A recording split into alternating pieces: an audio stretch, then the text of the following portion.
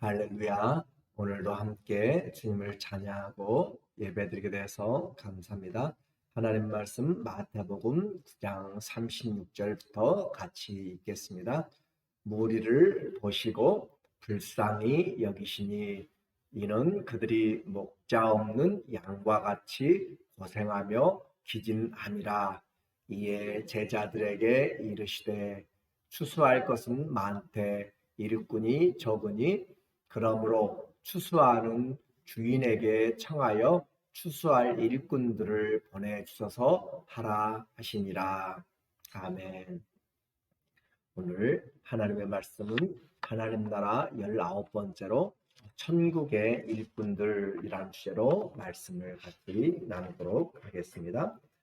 예수님을 만나는 사람들은 자기 믿음대로, 그래서 믿음대로 그 믿음의 분량대로 예수님을 경험하게 되고 은혜를 입게 되었습니다.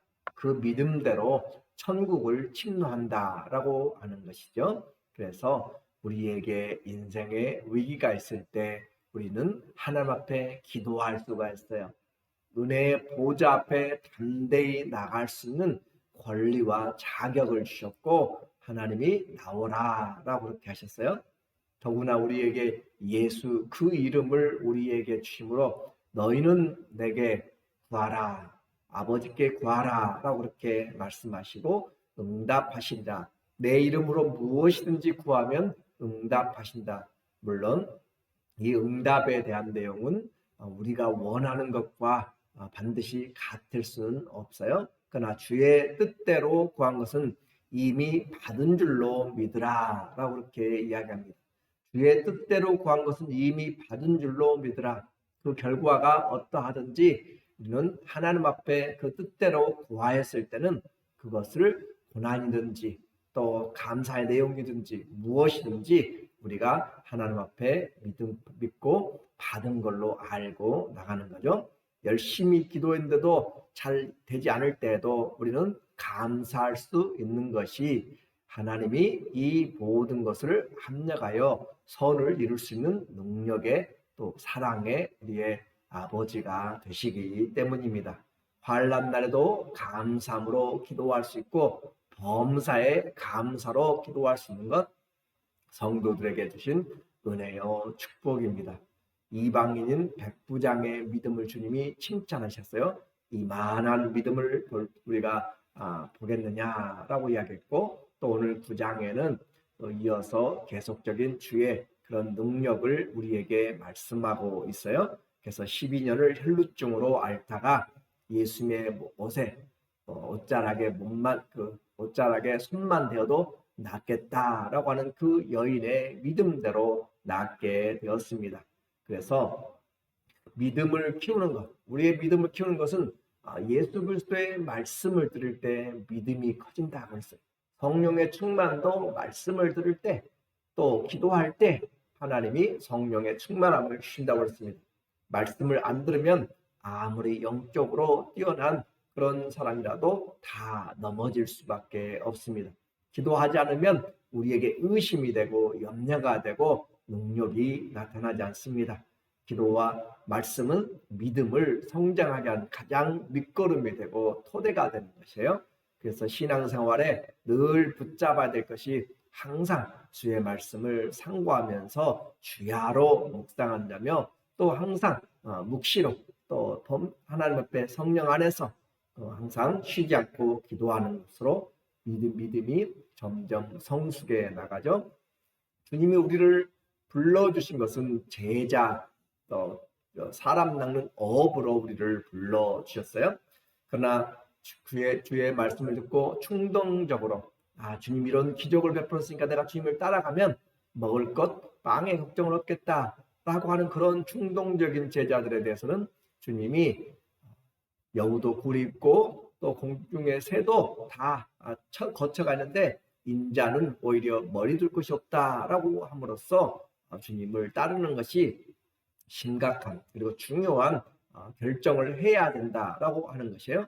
가다가 중도에 포기해서는 안 되기 때문에 잘 계산해야 된다. 주님은 그렇게 하시면서 세상 중심적으로 또 충동적으로 따르는 자들에 대해서 경계를 하고 있습니다. 그의 부르심을 인생에서 가장 큰 중요한 그런 문제로 우선순위로 둔 자들은 예수님을 따르게 되었어요.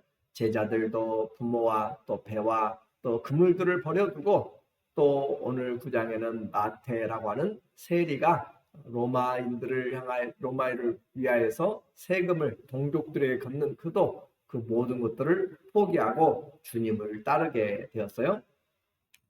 9장 9절에 보면 예수께서 그곳을 떠나 지나가시다가 마테라 하는 사람이 세관에 앉아 있는 것을 보시고 이르시되 나를 따르라 하시니, 정말 욕을 먹으면서도 그의 그 가정을 위하여서 또 산업을 위하여서 그가 지금 세리로 그렇게 일을 하고 있는 것이죠.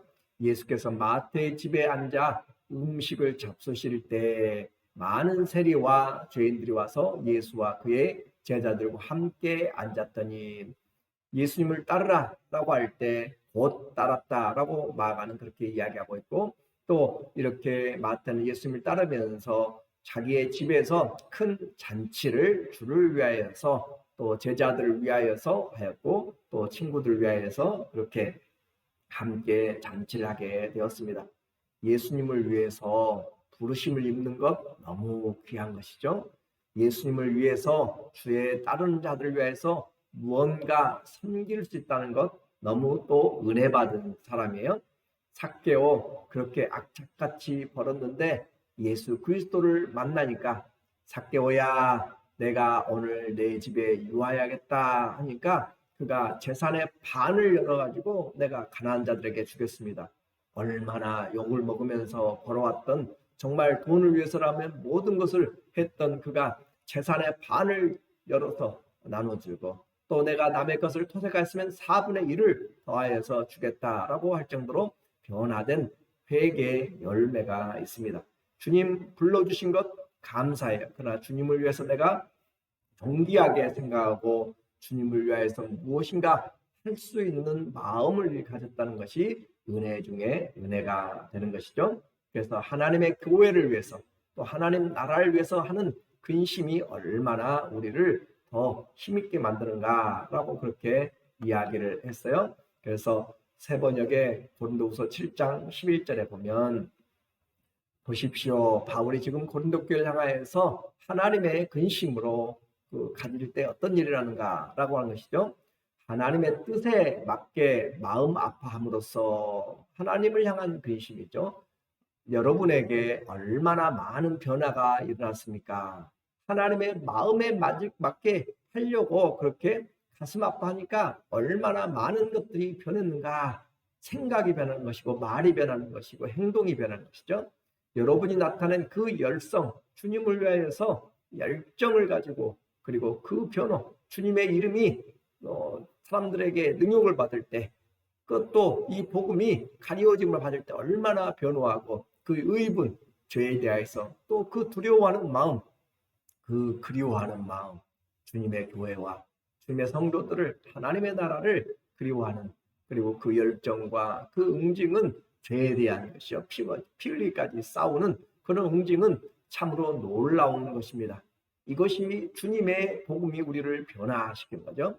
예수님을 믿는데 그냥 천국만 간다고 생각하고 그렇게 하면 안 되고, 예수님을 사랑하는 마음이 내 안에 있어서 자다가도 일어나서 주님 어떻게 하면 좋을까요? 라고 기도하는 그런 마음들이 있다면 우리는 주님 중심으로 살아가고 있는 것이에요. 그래서 하나님을 향한 근심, 어떻게 하면 이 사람을 돕고 어떻게 하면 이 일들을 도울까라는 그런 마음이 있을 때 얼마나 구체적으로 돼요? 사랑하는 사람이 있다면 그 사람을 위해서 맛있는 것이 무엇일까 생각하게 되잖아요. 좋아하는 옷은 무엇인가, 어디를 가고 싶어 하는가 생각하는 것이 사랑의 힘인 것처럼, 능력이고 지혜인 것처럼 하나님과 교회와 또 지체들을 향하여서 마음을 품는다면 우리로 하여금 바쁜 생활 가운데서도 생각하게 만들고 연락하게 만들고 기도하게 만들고 마음을 주게 만드는 것이죠. 얼마나 놀라운가. 여러분은 그 모든 일에 잘못이 없음을 보여주었습니다 라고 하면서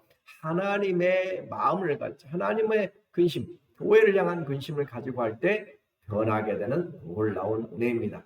성경인처럼 하나님의 말씀에 믿음으로 반영한 그 믿음의 자기들의 삶을 드러낸 그런 사람들의 인생에 대해서 이야기해요. 기적을 경험하고 가서 다시 오지 않는 사람들도 어마어마하게 많았습니다. 또 주님을 만나서 길에서 쫓아가는 사람도 있습니다. 수많은 기적을 보고 비난하는 자들도 있습니다.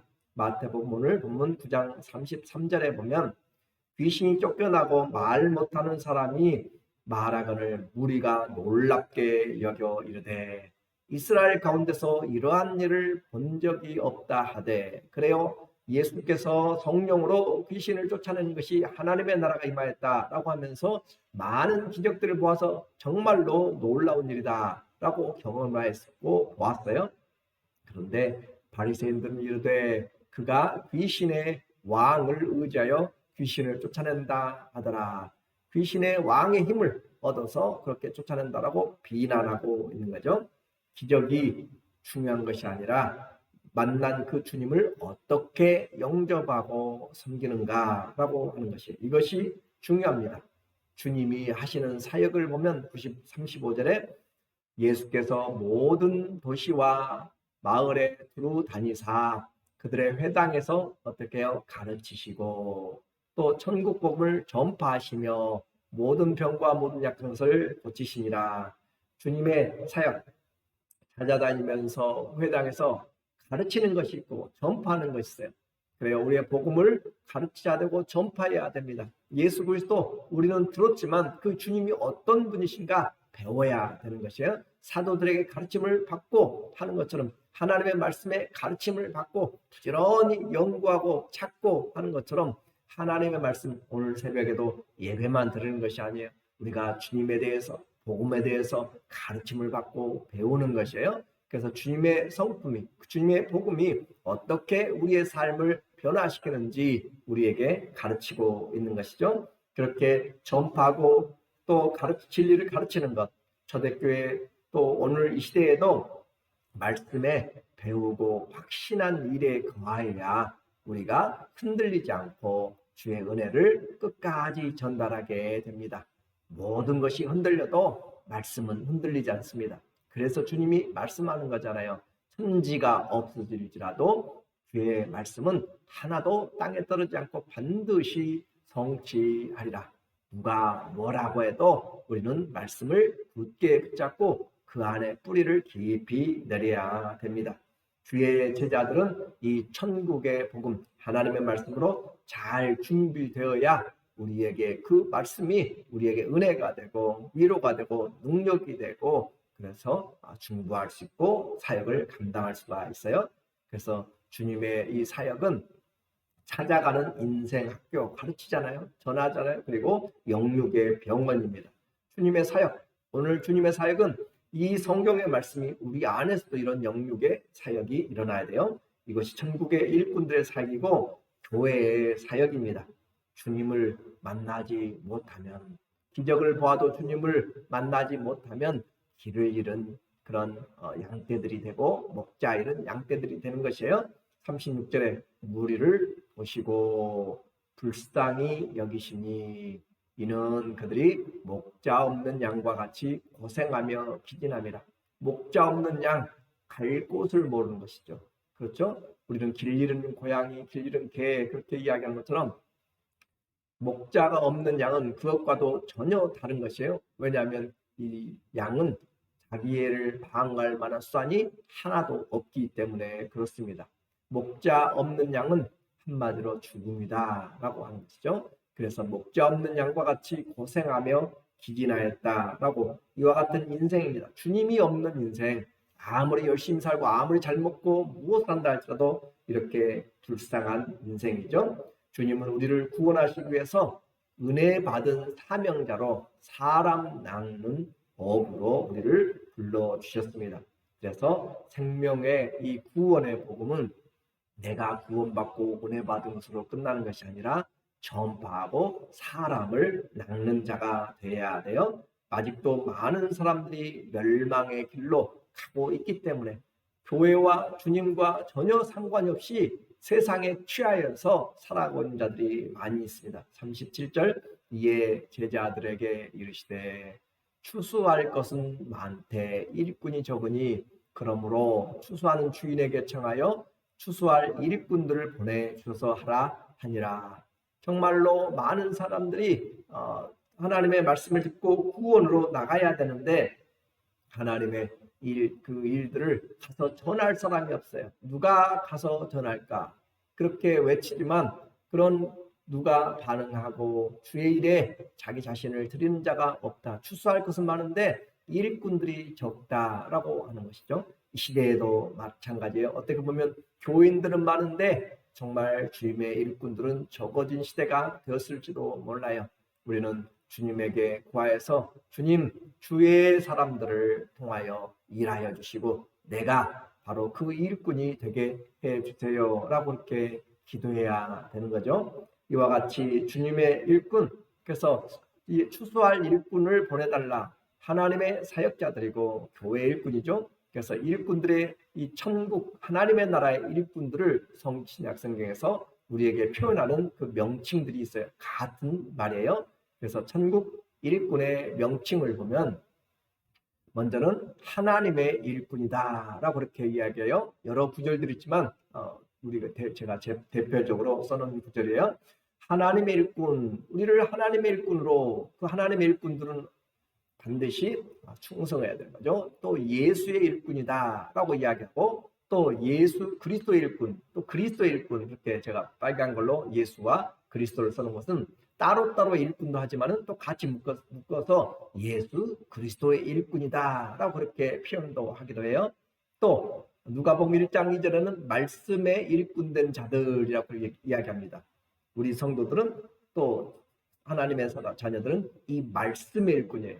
이 하나님의 말씀의 일꾼, 그러니까 이 말씀을 알지 못하면 제대로 살아갈 수가 없는 자들이죠. 우리는 말씀의 일꾼이면 이 말씀을 가지고 있는 청직이라는 거죠. 그리고 새 언약의 일꾼 많이 들어보셨죠? 예수님으로 말미암아 그 이루신 것을 믿음으로 전하는 거죠. 복음의 일꾼입니다. 진리의 복음을 전하여서 이 복음으로 구원하는 역사들이 나타나는 것이고 또 교회의 일꾼 다 같은 말이라고 했어요. 이와 같이 하나님의 나라의 일꾼, 이 사람들이 얼마나 귀중한 것인가. 왜냐하면 하나님은 하나님의 일꾼들을 세워서 주의 일을 하시기 때문에 그렇습니다. 그래서 이렇게 맡은 주의 일꾼들은 주님의 복음으로 무장을 해야 되고 기도하는 자가 돼야 돼요. 한마디로 성령 충만한 자가 돼야 돼요. 그렇게 해서 충성되어야 됩니다. 주님이 이와 같이 세상에 이 나라의 일꾼도 귀하지만 하나님 나라의 일꾼 얼마나 귀해요? 그래서 이 정죄하는 직분도 영광이 있는데 이 의롭게 하는 직분, 의의 직분, 영광의 직분이라고 이야기하죠. 사라지지 않는 직분이라고 이야기해요. 그래서 이와 같은 직분은 우리가 주님의 말씀으로 영혼을 사랑하고 또 충성되어야 하나님 앞에 주님 앞에 설 수가 있다. 어떻게 충성하는 모습들을 우리에게 보여주세요? 고린도후서 6장 4절에 보니까 바울이 말하는 거죠. 오직 모든 일에 하나님의 일꾼으로 자천하여 나는 하나님의 일꾼이다. 여러분은 우리는 하나님의 일꾼이에요. 그리고 많이 견디는 것과 하나님의 일꾼이니까 어떻게 해요? 뭘 높여서 받으려는 것이 아니라 많이 견디는 것과 환난과 궁핍과 고난과 일할 때 알아주지 않으면 서운하고 시험 들고 그럴 때도 있어요. 또 다른 사람들이 나는 열심히 수고해서 했는데 사람들이 컴플레인 할 때 낙심이 되고 그래요. 여러 가지 상황이 있지만 우리는 하나님 앞에서 하는 것이지 사람들 칭찬 들으려고 하는 것이 아니에요. 많은 사람들이 하다가 뒤로 물러가고 넘어지고 하는 것은 사람들을 향한 것들이 우리에게 힘들어지기 때문에 그래요. 그런데 바울이 말한 것처럼 많이 견디는 것과 환난과 궁핍과 고난과 매맞음과 갇힘과 난동 부리는 가운데서도 또 수고하고 또 자지 못함과 먹지 못한 그런 가운데서도 어떻게 했어요? 정말로 모든 환경이 우겨싸임을 당하였죠. 그런데 그런 고난, 역경, 오해 멸시, 천대 가운데서도 그 환경 가운데서도 깨끗함과 자기 자신을 그리스도의 복음으로 깨끗함과 지식과 오래 참음과 자비함과 성령의 감화와 거짓이 없는 사랑과 진리의 말씀과 하나님의 능력으로 의의 무기를 좌우에 가지고 일어나서 다시 섬긴다. 이것이 하나님의 일꾼입니다. 참 힘들고 억울하고 낙심되지만 그러나 이와 같은 것이 하나님이 우리에게 주신 하나님의 일꾼들의 또 은혜요. 주님이 우리를 살펴주신 것이란 것을. 그래서 이 땅에서 우리에게 어떤 소망이 없을지라도 끝까지 믿음을 가지고 살아가는 하나님의 사람들. 결국 어디 앞에 살아가는 것이에요? 하나님 앞에서 살아가는 사람들입니다. 오늘 내 마음에 힘이 들고 지치고 어려운 일들이 있어도 하나님이 하나님의 일꾼들을 세워나가기 때문에 주님의 일꾼 된 것이 오직 은혜다라고 이야기해요. 에베소 3장 7절에 보니까 에베소 3장 7절에 보면 이 복음을 위하여 그의 능력이 역사하는 대로 내게 주신 하나님의 은혜의 선물을 따라 내가 일꾼이 되었노라 라고 이야기하죠. 이 복음을 위하여, 이 복음이 어떤 복음이죠? 생명의 복음, 은혜의 복음, 영원한 복음인데 이 복음을 위하여 하나님의 능력이 역사한 대로 하나님의 능력이 어떻게 성령이 하고 싶은 대로 우리를 사용하여서 그의 능력대로 내게 주신 하나님의 은혜의 선물을 따라 하나님 내게 은혜를 주셔서 교회 일꾼 되게 하셨습니다. 하나님 은혜의 선물 주셔서 이 복음의 일꾼이 되게 하셨어요. 그래서 주님이 내가 일꾼이 되었다라고 하는 것은 얼마나 놀라운 하나님의 능력이 역사한 것이고 은혜가 와 있는지 우리는 몰라요. 그러나 주님의 말씀은 분명히 우리에게 이와 같이 이야기합니다. 은혜를 받을수록 충성되고 감사하고 모든 것이 하나님의 영광, 나된 것은 다 하나님의 은혜라 라고 그렇게 바울은 고린도서 5장 10장 15장 10절에서 우리에게 말씀하고 있죠. 이와 같이 내가 주님의 일꾼됨은 은혜 받은 증거입니다. 내가 일꾼인지 아닌지도 모르고 있다. 은혜가 무엇인지 아닌지도 모른다라고 할 수가 있어요. 은혜가 일합니다. 받은 은혜가 헛되지 않아서 자신을 먼저 주님께 드리고 진리 안에서 신실한 또 주님의 속을 시원케 해드리는 그런 하나님의 자녀들, 천국의 일꾼들이 다 되시기를 예수님 이름으로 축원합니다. 아멘. 기도하겠습니다.